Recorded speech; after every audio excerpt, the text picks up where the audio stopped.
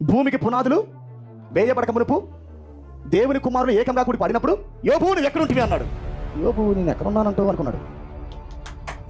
ఉన్నాయి కదా, దానికి ఆన్సర్ చెప్పలా. జగత్తు పునాది వేయబడక మునుపు, లోక పునాదులు వేయబడక మునుపు, భూమి యొక్క అణువు పరిమాణం లేనప్పుడు, దేవుని కుమారుడు ఏకంగా కూడి పాడినప్పుడు యోబు నువ్వు ఎక్కడ ఉంటి అని ప్రశ్నించాడు ఆయన. యోబుకి బయలుపడి రాలా, నేను ఎక్కడున్నానంటూ, నేను భూమి మీద స్టార్ట్ అయ్యాను అనుకుంటా, నా ఆరంభం అమ్మా నాన్న అనుకుంటున్నాడు. ఏమా కానీ మనకు వచ్చిన బయలుపడది కాదు. అణువు పరిమాణం లేనప్పుడు, జగత్తుకు పునాది వేయబడక మునిపే క్రీస్తు ప్రేమ చేత మనం ఎందుకు చేపట్టాం? మనము వి నో అవర్ పొజిషన్. మన స్థానం మనకు చూపించేదే ఈ వర్తమానము. అందుకే ఈ వర్తమానము ఏదో నువ్వు కొత్తగా ఇప్పుడు కూర్చొని వేరే సంగతులు కొత్తగా నేర్చుకోవట్లా. నీవు ఈ కొత్త సంగతులు కాదు, లోతైన సంగతులు కాదు, లేదా ఏదో కొద్దిగా వ్యత్యాసంగా ఉంది, చాలా లోతుగా ఉంది కాదు. ఇది నీలో ఉండేది చెప్పేది ఈ వర్తమానము. అది పక్కన వాళ్ళకేమో డీపు, లోతు, మర్మాలు అలా వెళ్తాయి. Glory to God. కానీ వర్తమానం యొక్క ముఖ్య ఉద్దేశం ఏంటంటే ఎన్నికలో ఉన్న వాడికి వాడి స్థానాన్ని జ్ఞాపకం చేయుట.